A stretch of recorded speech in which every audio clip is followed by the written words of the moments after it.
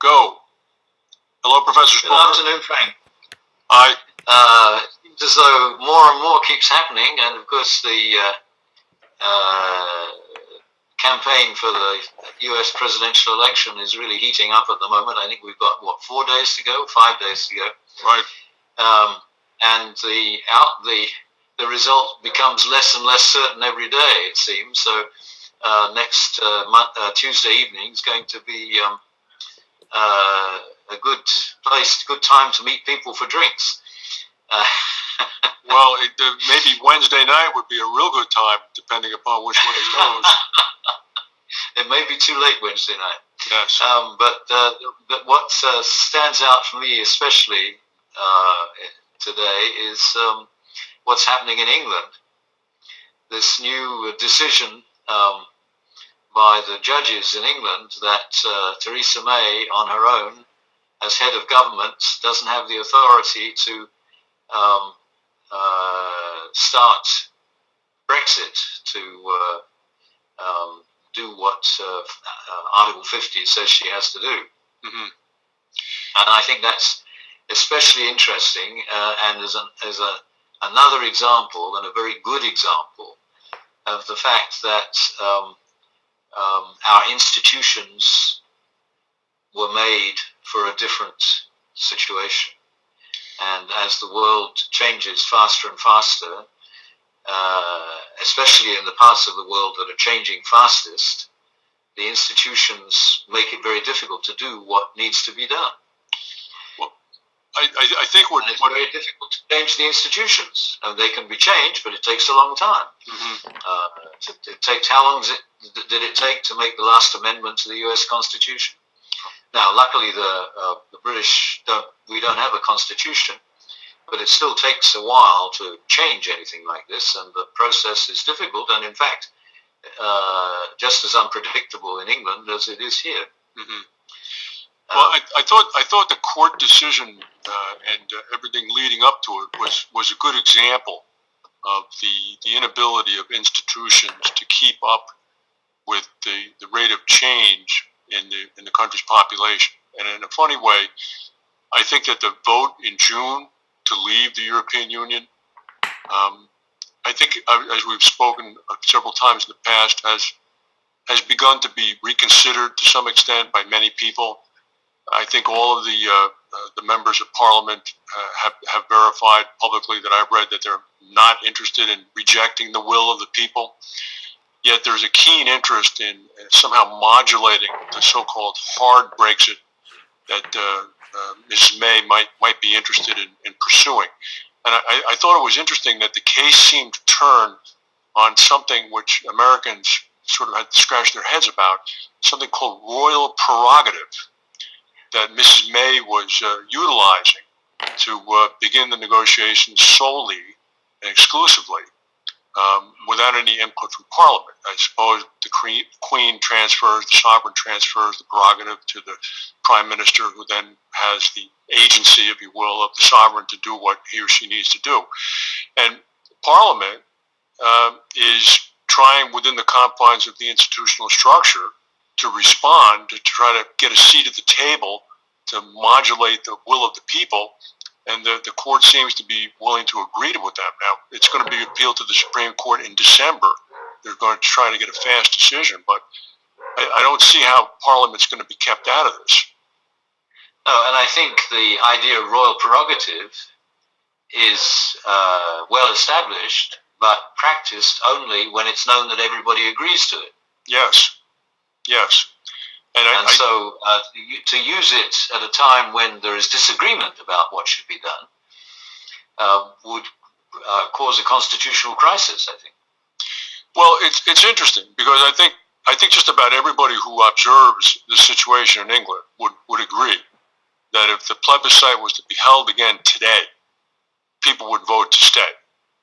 All right. Now, whether or not we want to wipe the slate clean on institutions worldwide and have something that's much more responsive to the dynamic, ever-changing will of the people is a discussion for another day, perhaps. But it strikes me that within the confines of this institution of the British government and Parliament, they're straining at the at the tethers, if you will, to try to somehow adjust and modulate to the will of the people as they're seeing it expressed.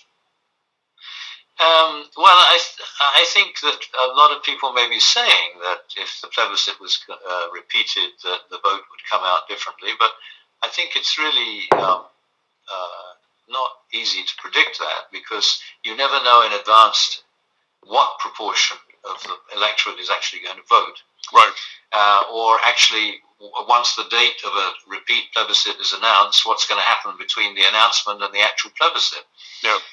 So it's difficult to tell. I mean, I think the problem is that our societies have become so complex that there's so many different camps that have different approaches to any big issue that comes up, that it's no longer really feasible in most cases to have a true majority decision about what everybody should have to do. I agree with that, and I think if you look, for example, at the way the American presidential election is going, it's not going anywhere because there has not been any vote cast. Excuse me, but if you look at the polling information that they've sort of teased out, I mean, this idea of a quote-unquote majority becomes ludicrous. I mean, the election is going to be decided by a burgeoning group of Hispanic Americans, for example, or a burgeoning group of under 30 white women who have gone to college, for example.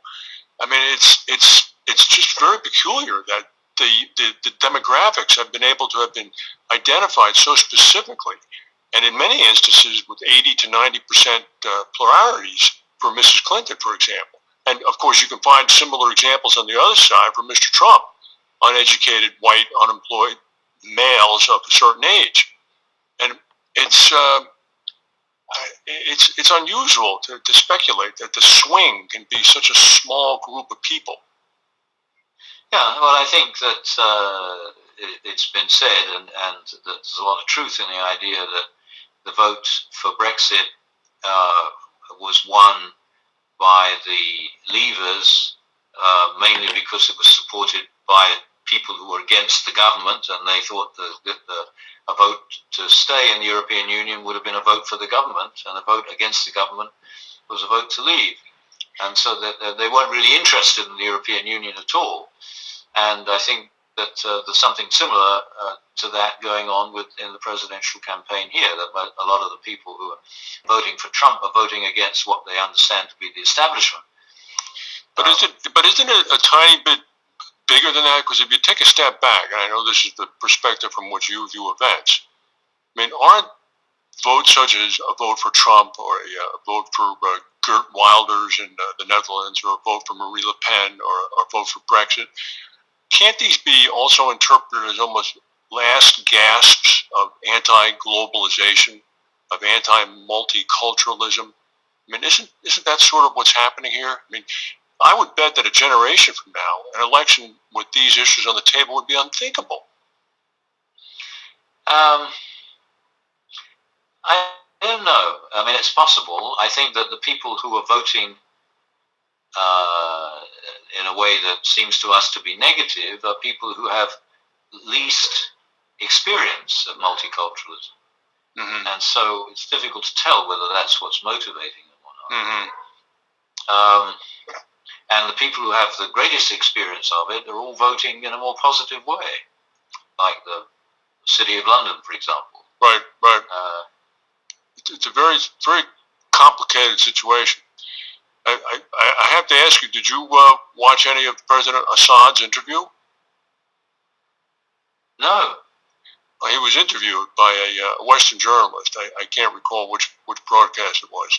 Just the last couple of days? Within the last 5 days, yeah. He was remarkably composed. I think I heard that it happened, but I haven't actually seen or read of it. I'll send you the link. He was remarkably composed. I mean, you talk about living in an alternative universe. I mean, it's like everything's fine. Syria is stronger than ever. We're going to emerge better than ever. I'm going to remain in office till the year 2021. I mean, well, so far there's no alternative to him. That's correct. Who'd have thought it 3 or 4 years ago? Yeah. I mean, that's the amazing thing, that it's only the majority, the people whose social connections are in the majority in the population of Syria who want to get rid of him. Mm-hmm. And the rest of the people who are minorities feel that their future depends on it. Mm-hmm. Mm-hmm. And I don't know what the proportions of the population are now, and I'm sure they've changed a lot since the war broke out anyway. Yes. But no, I think that that situation in the Middle East is really a product of the way we divided up the Middle East nearly 100 years ago. And the Middle East, and we've said this before, is going to change much more than we can imagine at the moment in the next few years. I also noticed earlier today there was a group of several thousand people in front of the old American embassy in Tehran celebrating the anniversary of the takeover, chanting "Death to America" and burning the American flag. But another thing that happened in Iran over the past week, which you probably saw, is that the biggest demonstrations that have been seen since the election in 2009 were mounted in honor of Cyrus the Great. I did not see that. Really? The first king of the Achaemenian Empire, right, in the 6th century BCE. And there is growing, and the Shah in the 1970s brought awareness of him to the fore again. Mm-hmm. And the people who are doing it now are not doing it in order to bring the Shah back, but they're doing it because they think that Iranian identity, the history of Iran is much more important for Iranian identity than the current regime is allowing for. And there will be demonstrations in Pasargad, Pasargadi, where Cyrus's tomb is in Fars in the south of Iran, but also in Tehran. Were those demonstrations countenanced by the regime? Yeah, they were suppressed by the regime. But they were suppressed by the regime. Yeah. All right. So I mean, because the regime thinks of them as being anti-regime, because the regime sees the current situation as the real Iranian identity, not anything to do with the Shah. And I think both of them are true in one way or another. And I've recently been writing about the fact that, and I don't think I mentioned this in our talks before, but Shia Islam, of which Iran is the main authority, is really an urban interpretation of Islam. Mm-hmm. And it was developed in areas that had been part of the pre-Islamic Iranian Empire in the cities. Right. People required a sort of authority for any new religious regime, which Sunni Islam didn't provide. Mm-hmm. Mm-hmm. And Sunni Islam is really the form of Islam that came out of Saudi Arabia, which has, because of its tribal background, has a completely different idea about how authority should be worked out. Who would know the religious truth in relation to what's going on in the world around them? Was there any motivating group behind these demonstrations?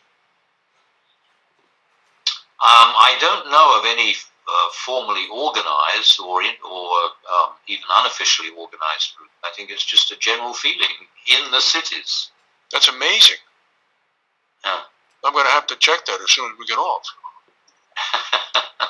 So, I mean, that if I'm the supreme leader, that might be the most nervous I'm going to be over something like that, because to have an internal, spontaneous demonstration in a number of different cities, hearkening back to the era of Cyrus the Great,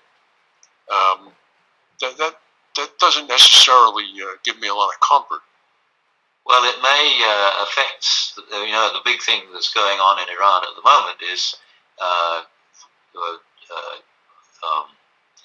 problem of working out who's going to be the successor to the current supreme leader, and it's impossible to know from out this distance exactly what is going on.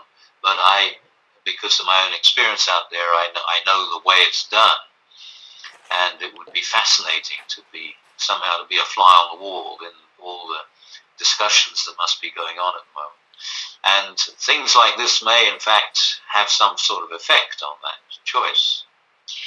Well, they undoubtedly will have an effect on that choice, and presumably if the people in Iran are remotely as concerned about who the next supreme leader will be as we are as to who the next president will be, it's possible that what happened with those demonstrations, there might be a connection between those demonstrations and the widespread nature of them with somebody waiting in the eaves to take over.